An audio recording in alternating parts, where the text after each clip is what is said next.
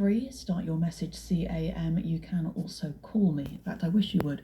08000 85 95 96. 14 minutes to 7. Now, on the 4th of July, that's tomorrow, goodness, people in the King's Hedges ward in Cambridge will elect a new city councillor. Follows the resignation of the former deputy leader of the city council, Alex Collis, who dramatically resigned less than 2 weeks after being re-elected in May. She told the BBC the Cambridge congestion charge was a big factor. Our political reporter Emma Howjago has been on the streets in King's Hedges investigating further. Something very unusual happened in Cambridge on May the 5th when the local city council election results were announced. Whilst the Conservatives nationally saw their voter share drop dramatically, in Cambridge their voter share increased. They didn't actually manage to get any candidates elected. In fact, they last had council elected in 2012. But this year they came very close in many wards, including in King's Hedges, which is one of the most deprived areas in the county. So what's the big talking point among the area's voters?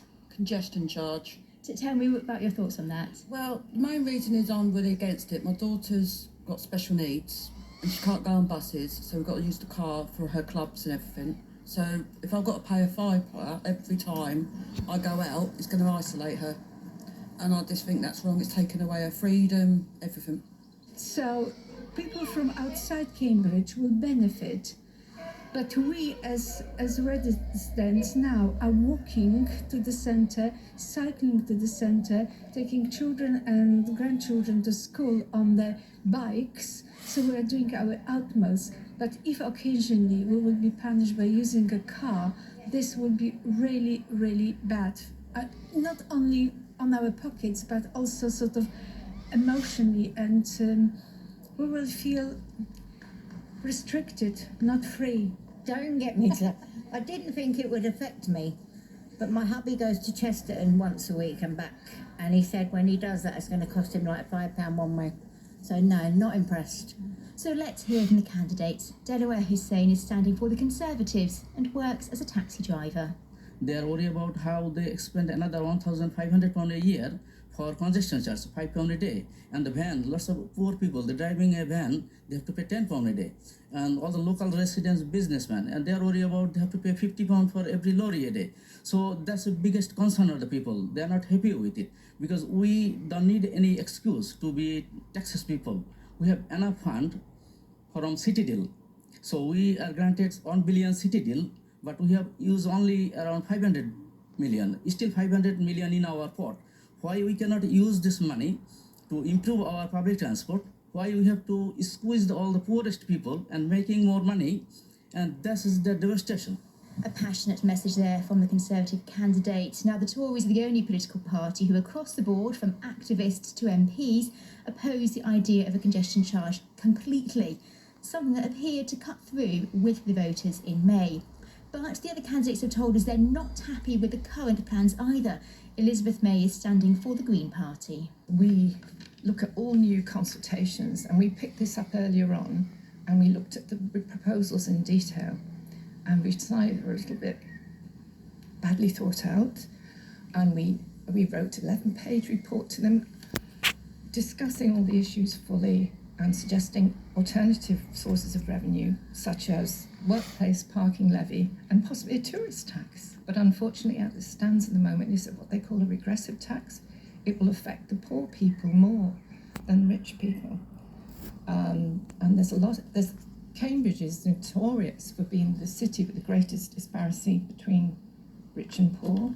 So the rich probably could afford to drive into Cambridge, pay the £5 and come out again, but the poor, it's going to be, they'll have to think about what journeys they take and so on, so it's going to be really bad.